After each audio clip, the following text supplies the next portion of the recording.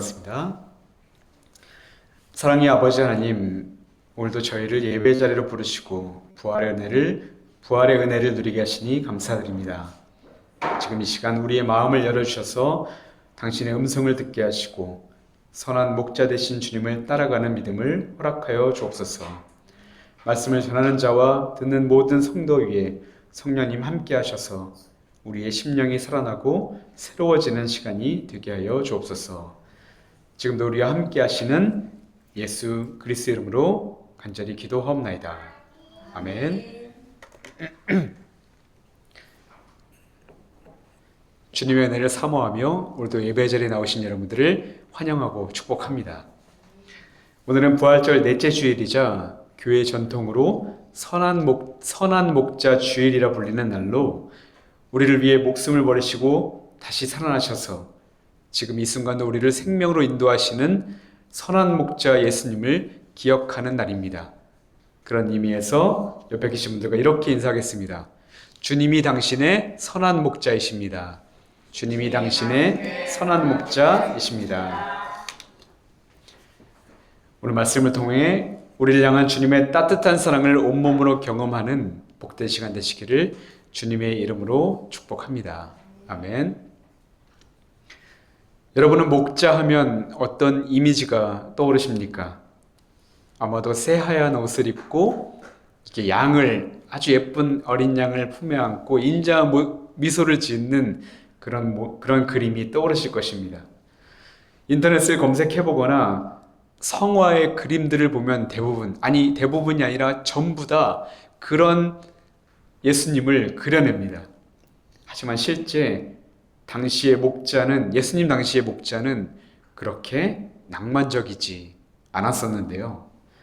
역사적 문헌과 고대 근동의 자료들을 보면 목자들은 당시 사람들이 기피하는 천한 직업군 중에 하나였습니다. 하나 정도가 아니라 아마 1순위였지 않았을까 하는 생각이 들 정도였는데요.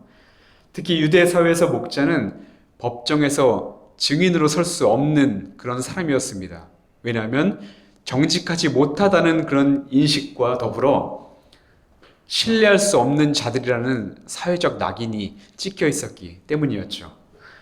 종교적으로 봤을 때는 더더욱 비참했습니다. 남들 다 쉬는 밤에도 양들을 돌보느라 안식일을 지킨다거나 정결 예식을 행하는 것은 거의 불가능했고, 또 양을 지키다 보면 짐승의 시체를 만져야 하고 또 그 배설물과 피를 손에 묻히고 살아야만 했기 때문에 율법적으로 그들은 부정한 자로 분류가 되었던 사람들이었습니다. 게다가 이스라엘의 광야는 우리가 생각하는 푸른 초장이 거의 없습니다. 1년 중 풀을 돋는 시기는 겨우 3개월 뿐이고 나머지 9개월은 황무지다 보니까 목자들은 양을 먹이기 위해 일부러 아주 멀리 양들을 데리고 초원을 찾아 헤매어야만 했습니다. 그렇다면 지금 제가 말씀드렸던 이 목자의 일상을 한번 떠올려 보십시오. 그들은 늘 길바닥이나 또는 어떤 동굴에서 노숙하며 돌을 베개 삼아 잠을 청해야만 했습니다. 맹수로부터 양을 지켜야 하기 때문에 또 잠도 깊게 잔 것도 아니고 정말 선잠을 자는 그런 날이 하루 이틀도 아니었죠. 이처럼 목자는 우리가 상상하듯 새하얀 옷을 입고 온화한 미소를 짓고 있는 모습과는 전혀 상관이 없는 피와 배설물이 묻은 꼬질꼬질한 행색으로 늘 긴장과 피로 속에 양들을 지켜야만 했던 사람들이었던 것입니다. 근데 여러분, 오늘 예수님은 본문 1절부터 10절을 쭉 말씀하시고는 이어지는 11절에서 자신을 뭐라고 소개하십니까? 바로 선한 목자라고 자신을 소개합니다. 왕이나 재판관 같은 화려한 호칭이 아닌 왜 예수님은 굳이 자신을 낮고 천하고 멸시당하는 목자라고 표현했던 것일까요? 그것은 주님이 우리를 사랑하시는 방식이 바로 낮아짐이었기 때문이었습니다. 우리처럼 냄새나고 우리처럼 흙먼지 묻은 삶의 현장으로 기꺼이 들어오셔서 우리를 이해하시고 안아주시고 싶으셔서 목자라는 직업을 소개하셨던 것이었죠. 그렇다면 여러분, 이번에는 반대로 오늘 말씀에서 예수님은 자신을 목자라고 소개하셨는데 왜 우리들을 향해서는 양이라고 표현했던 것일까요? 그 이유는 분명합니다. 양과 우리의 모습이 너무도 닮아 있었기 때문이었습니다. 양은 크게 세 가지의 특성을 가진 동물입니다. 첫째로 가장 큰 특징은 지독한 근시입니다. 양은 3m 밖을 보지 못합니다. 그래서 눈앞에 풀이 있으면 그것만 뜯다가 낭떠러지나 이런 웅덩이에 빠지거나 아니면 무리로부터 이탈해버리기 굉장히 쉬운 동물입니다. 둘째로 양은 무력합니다. 날카로운 발톱도 위협적인 이빨도 빠른 발도 없습니다. 맹수가 자신을 찾아오면 자신을 보호할 능력이 하나도 없는 아주 무력한 동물이라 할 수 있죠. 마지막으로 양은 뒤집어지면 끝납니다. 양은 몸통이 크고 무게중심이 위에 있기 때문에 한번 뒤집어지면 혼자 힘으로는 절대 일어나지 못합니다. 그래서 그대로 방치하게 되면 위에 가스가 차 기도가 막혀 결국 그냥 죽게 되어버리는 것이죠. 이를 목자가 빨리 발견하고 그를 바로 세워주지 않으면 양은 죽게 마련입니다. 그런데 여러분, 여기서 우리가 기억해야 할 것은 이것은 단지 양의 이야기만이 아니라 우리의 이야기와 같다는 것입니다. 우리는 어떻습니까? 시야가 좁은 우리는 하나님을 보지 못하고 가까이 있는 미래도 보지 못하고 불안해하며 죄의 유혹 앞에 속수무책으로 휘둘립니다. 무엇보다 죄로 인해 영혼이 뒤집어진 채 서서히 죽어가면서도 스스로를 구원할 힘이 아무것도 없습니다. 아니, 목자가 없으면, 목자이신 주님이 없다면 목자가 없으면 하루도 살 수 없는 양처럼 하나님의 은혜가 아니면 단 하루도 살 수 없다는 것을 깨닫지 못하며 살아가는 것이 바로 우리의 모습이라는 것이죠. 그렇다면 여러분, 그 비천한 자리까지 내려오신 선한 목자 주님이 양과 같은 우리에게 전해주시는 은혜는 과연 무엇일까요? 그리고 주님이 우리를 어떻게 입히시고 먹여주시는 것일까요? 그 은혜의 답을 찾으러 이제 말씀 속으로 함께 들어가 보도록 하겠습니다. 오늘 본문이 요한복음 10장의 배경에는 아주 가슴 아픈 사건이 하나 흐르고 있었습니다. 바로 앞장인 9장에 나오는 날 때부터 앞을 보지 못했던 사람의 이야기인데요. 제가 3월 셋째 주에 했던 설교의 본문이기도 합니다. 여기서 예수님은 평생 어둠 속에 살던 맹인을 찾아가셔서 그의 눈을 뜨게 해주는 은혜를 허락해 주셨습니다. 그런데 이 기적을 대하는 종교 지도자들의 태도가 어땠습니까? 눈뜬 사람을 축하해 주기는커녕 안식일에 병을 고쳤다는 이유로 그를 신문하더니 결국 유대 공동체에서 그를 내쫓아 버리게 됩니다. 이것을 종교적 언어로 출교라고 하는데 당시 출교는 사회적 사형 선고나 마찬가지였습니다. 가족과 이웃에게 버림받고 성전에 들어갈 자격조차 박탈되는 것이었습니다. 눈은 떴지만 이제 어디로 가야 할지 모르는 영적인 미아가 되어 버렸던 것이죠. 그렇게 비참하게 길 잃은 양처럼 방황하던 그 사람을 위해 예수님은 다시 한번 그를 찾아가 주셨습니다. 그리고 이어지는 오늘 말씀을 통해 그 사람에게 그리고 오늘날 소외된 우리에게 이렇게 주님은 선포하는 것입니다. 저들은 너를 버린 사꾼이요 도둑이지만 나는 너의 이름을 알고 너를 끝까지 지키는 선한 목자다. 내 음성에 귀를 기울여라. 내가 이제 너를 진짜 생명의 길로 인도하겠다. 라는 말씀을 우리에게 전해 주셨던 것이죠. 그렇다면 그 말씀의 의미를 하나씩 우리가 찾아보겠습니다. 먼저 본문 3절 한번 보겠습니다. 3절에는 이런 말씀이 나오죠. 문지기는 그를 위하여 문을 열고 양은 그의 음성을 듣나니 그는 자기 양의 이름을 각각 불러 인도하여 내느니라 라고 말씀합니다.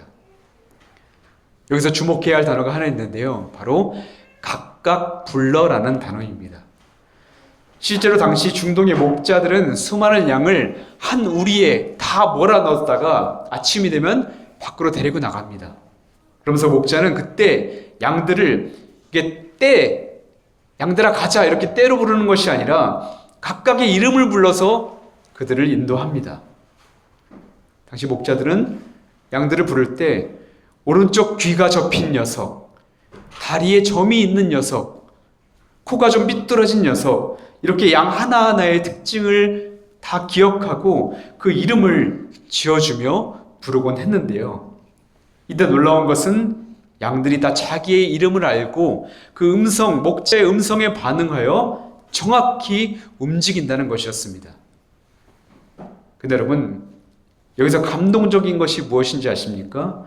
목자가 양들의 이름 하나하나를 알고 있듯이 주님께서 지금 저와 여러분의 이름을 다 알고 계신다는 그런 사실입니다. 주님께서 이름을 알고 계신다는 것이 무엇을 의미합니까? 주님은 여러분을 수많은 군중 속에 묻혀있는 어떤 익명의 존재로 보지 않으신다는 거예요. 여러분 한 사람 한 사람과 함께 하셔서 여러분의 이름이 무엇인지, 여러분이 지금 어떤 고민과 어떤 상처 때문에 잠 못 이루고 있는지 모든 사정을 세세하게 다 알고 계신다는 것입니다. 루터는 이 대목을 보면서 하나님의 은혜를 이렇게 설명했습니다. 하나님은 우리를 뭉뚱그려 사랑하는 것이 아니라 마치 세상에 나 한 사람만 존재하는 것처럼 나를 주목하시고 내 이름을 불러주신다라고 말이죠. 다시 말해 세상은 여러분을 숫자로 판단하지만 주님은 여러분을 자신의 전부인 단 한 사람으로 보고 계신다는 사실을 지금 이 말씀을 통해 우리에게 증거해주고 있다는 것이죠. 그런데 여러분 여기서 더 나아가 예수님은 또 하나의 놀라운 선언을 하시게 되는데요. 7절 말씀을 함께 보겠습니다. 그러므로 예수께서 다시 이르시되 내가 진실로 진실로 너희에게 말하노니 나는 양의 문이라. 여기서 주목해야 할 단어도 바로 나는 양의 문이다 라는 단어입니다. 예수님은 왜 자신을 목자와 이외에 양의 문이다라고 이 문이라고 표현하셨을까요? 서론에서 말씀드렸던 목자들은 푸는 초장을 찾아 양들을 데리고 멀리 초원을 찾아 헤매야만 했습니다. 그러다가 밤에는 이제 잘 데가 없으니까 임시로 우리를 만들어 이제 양들을 다 그 안에 넣고 재워야만 했습니다. 당연히 임시 우리에는 문이 없습니다. 돌과 나무로 대충 담만 쌓아놓고 입구는 횡하니 뚫려 있었죠. 그러면 목자가 스스로 문이 되어 임시 우리의 입구에 가로누워 잠을 자야 했습니다. 문이 직접 자신의 몸이 양들을 지키는 문이 되어야만 했던 것이죠. 그러니까 예수님이 나는 양의 문이다라고 지금 말씀하시는 이유는 맹수가 양을 잡으러 들어가려면 반드시 문을 지키는 목자를 지나가야 하듯 내가 너희의 생명을 내 목숨을 걸고 지키겠다라는 결단이 담긴 말씀이었던 것입니다. 그런데 이보다 더 놀라운 것은 9절 말씀입니다. 내가 문이니 누구든지 나로 말미암아 들어가면 구원을 받고 라고 말씀하죠. 사꾼 목자는 양을 생명이 아닌 돈과 성과로 대합니다. 내 털이 얼마나 가치가 있느냐, 네가 나에게 얼마나 유익이 되느냐, 이것을 계산하면서 조건을 따집니다. 그러다가 위험이 닥치고 맹수가 찾아오면 자기 목숨을 지키기 위해 양을 버리고 도망쳐 버립니다. 사꾼에게 양은 사랑의 대상이 아니라 이용 가치가 있을 때만 곁에 두는 소모품에 불과하기 때문이었죠. 하지만 우리 주님은 어떻습니까? 이 9절 말씀 다시 보십시오. 내가 문이니 누구든지 나로 말미암아 들어가면 구원을 받는다. 바로 누구든지입니다. 조건이 없습니다. 과거가 어떻든 상관없습니다. 죄로 인해 뒤집어져 냄새나고 상처 입은 양이라도 상관없습니다. 그죠? 목자의 음성을 믿고 그 문으로 걸어 들어오기만 한다면, 아니 그 문 안으로 머물기만 한다면 두 팔 벌려 안아주시겠다고, 생명을 다해 지켜주시겠다고, 그리고 구원의 길로 이끄시겠다고 지금 약속하고 계시는 것입니다. 근데 여러분, 이 생명의 문을 만들기 위해 주님이 치른 대가가 얼마나 처절했는지 아십니까? 오늘 둘째 성서봉독했던 베드로전서 2장 24절은 그 모습을 이렇게 묘사합니다. 친히 나무에 달려 그 몸으로 우리 죄를 담당하셨으니 이는 우리로 죄에 대하여 죽고 의에 대하여 살게 하려 하심이라. 그가 채찍에 맞음으로 너희는 나음을 입었나니. 아멘. 그렇습니다. 우리 선한 목자 예수님은 우리를 죽이려는 죄와 사망이라는 사자 앞에서 자신의 생명을 다 내어주셨습니다. 양들이 맞아야 할 심판의 채찍을 주님이 대신 맞으셨고, 양들이 흘려야 할 피를 주님이 대신 흘려주셨습니다. 그 죽음의 십자가가 바로 우리가 들어갈 구원의 양의 문이 되어 주셨던 것이죠. 사랑하는 성도 여러분, 우리는 여전히 앞을 잘 보지 못하고, 아니 하나님을 잘 보지 못하고 고집스럽게 제 갈 길로 가다가 죄와 사망에 빠져 허우적대는 연약한 양과 같은 존재입니다. 스스로의 힘으로는 하루도 살 수 없는 무력한 존재들이죠. 하지만 우리에게는 선한 목자가 계십니다. 그분은 무서운 심판주가 아니라 길 잃은 우리를 찾아오셔서 우리를 들쳐 어깨에 메고 돌아오시는 다정한 목자이십니다. 무엇보다 그분은 우리의 이름을 아시는 분, 우리의 아픔과 상처와 우리의 고민, 우리의 기도를 아시는 분이고 자신의 생명을 다 버릴 정도로 우리를 사랑하시는 분입니다. 바라기는 여러분이 고통의 골짜기를 지날 때 여러분의 힘으로, 여러분의 능력으로 싸우려 하지 마십시오. 양의 유일한 무기는 목자의 음성을 듣고 그 목자의 음성을 따라가는 것입니다. 사탄이 여러분의 죄를 들춰내며 여러분을 위협할 때 목자이신 예수님 이름 뒤로 숨으시기를 바랍니다. 그리고 그분의 말씀으로 더 가까이 다가가시길 바랍니다. 그래야 이번 한 주간 우리 앞서 걸어가시며 우리를 지키시고 인도하시는 선한 목자 주님과 함께 날마다 풍성한 생명의 잔치를 누리는 복된 성도들이 되시기를 우리 주 예수 그리스도의 이름으로 간절히 축복합니다. 아멘. 하나의 메시지를 더 전하고 말씀을 정리할까 합니다. 오늘 본문 10절을 보면 예수님은 목자가 되시어 이 땅에 오신 목적을 우리에게 분명하게 밝혀주십니다. 내가 온 것은 양으로 생명을 얻게 하고 더 풍성히 얻게 하라는 것이라. 헬라어 성경을 보면 이 생명을 뜻하는 단어가 두 가지가 나옵니다. 하나는 비오스라는 단어이고 다른 하나는 조에라는 단어입니다. 먼저 비오스라는 그 생명을 뜻하는 비오스라는 단어는 우리가 흔히 말하는 생물학적인 목숨, 우리 목숨 그리고 사회적인 생활 수준을 의미합니다. 얼마나 오래 사느냐, 얼마나 좋은 옷을 입느냐, 얼마나 맛있는 음식을 먹고 사느냐, 얼마나 높은 지위에 있느냐가 바로 비오스를 뜻합니다. 근데 여러분, 사탄은 항상 우리의 이 비오스를 가지고 우리의 영혼을 무너뜨리려 합니다. 내 통장 잔고가 줄어들면 내 생명도 끝이야. 너의 건강이 무너지면 내 인생은 실패야 라며 끊임없이 우리를 결핍과 두려움 속으로 몰아세웁니다. 하지만 오늘 우리 예수님이 우리에게 주시겠다고 약속하신 생명은 비오스가 아니라 바로 조회입니다. 이 조회는 위로부터 내려오는 생명이며 하나님과 연결된 사람만이 누릴 수 있는 근원적인 생명력을 의미하는 단어입니다. 그런데 이 조회의 특징은 환경에 하나도 지배받지 않는다는 것입니다. 비록 지금 내가 걷는 길이 거친 황무지라 할지라도 나를 위해 목숨을 버리신 그 선한 목자가 내 이름을 부르고 계시고 내가 그분이 지키시는 우리 안에 머물고 있다는 그 믿음이 있다면 그 양은 풍성한 생명을 누릴 수 있게 된다는 그런 말씀이죠. 이 풍성함이 구체적으로 나타난 곳이 바로 첫째 성서봉독이었던 사도행전 2장의 첫째 성서봉독이었던 사도행전 2장의 초대교회의 모습이었습니다. 그들은 함께 모여 떡을 떼고 물건을 나누고 각 사람의 필요를 따라 나누어 주었다고 말씀합니다. 어떻게 그런 삶을 살 수 있었을까요? 그들에게는 목자이신 주님께서 자신들을 하늘의 것으로 입히시고 먹이신다는 그 믿음이 있었기 때문이었습니다.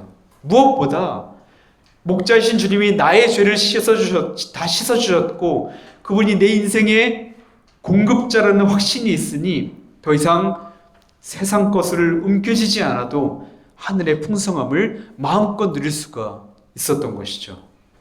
이것은 시편 23편을 기록한 다윗도 마찬가지였습니다. 다윗은 시편 23편 1절에서 이렇게 고백합니다.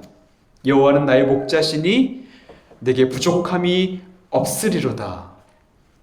이 고백은 내 창고에 물건이 가득해서 만족합니다라는 뜻이 아닙니다. 비록 내가 지금 사막 한가운데 있고 주변에 늑대가 울부짖어도 목자이신 주님이 내 곁에 계시기 때문에 나는 그것으로 충분합니다라는 고백입니다. 놀라운 것은 실제로 시편 23편을 다윗이 기록했을 때는 그가 푸른 풀밭에 평안하게 누워서 쓴 시가 아니라 아들 압살롬이 반역을 일으키고 자신을 죽이려는 것을 피해 도망가던 그 시기에 기록한 시편이 바로 시편 23편이었던 것이죠. 이뿐만 아니라 시편에 나오는 다윗의 시들은 대부분이 어려움 가운데 쓰였던 시입니다.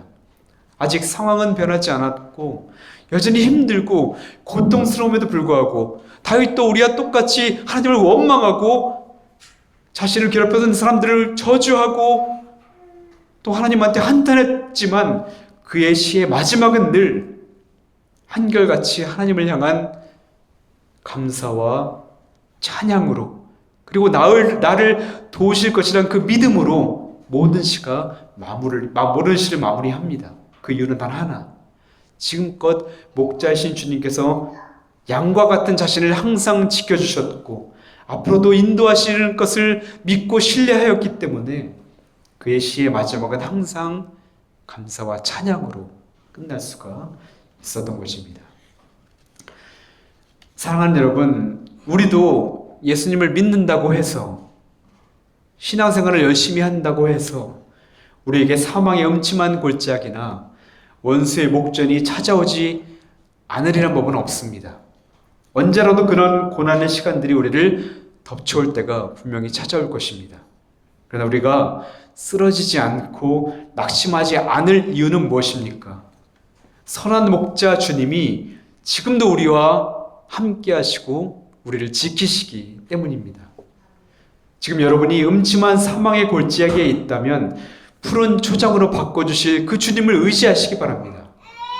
지금 원수의 목전에 있다면 하나님 앞에 더 가까이 나아가 무릎 꿇고 기도하시기를 바랍니다. 무엇보다 십자가의 피로 우리를 죄에서 건져주셨던 그 구원의 감격을 늘 가슴에 품고 살아가시기를 바랍니다.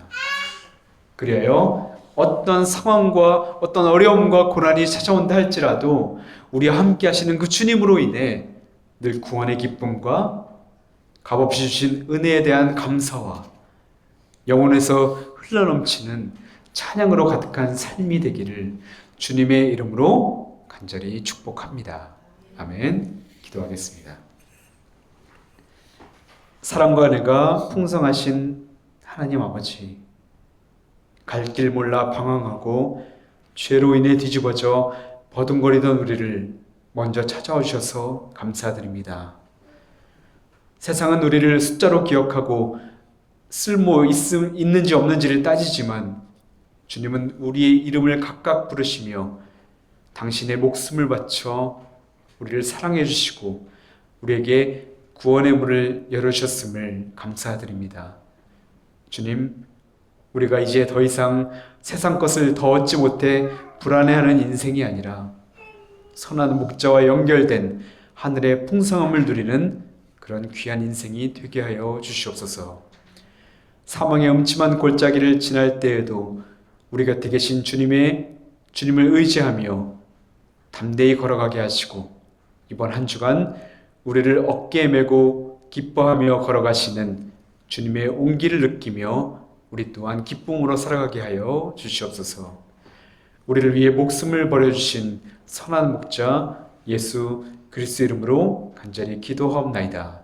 아멘.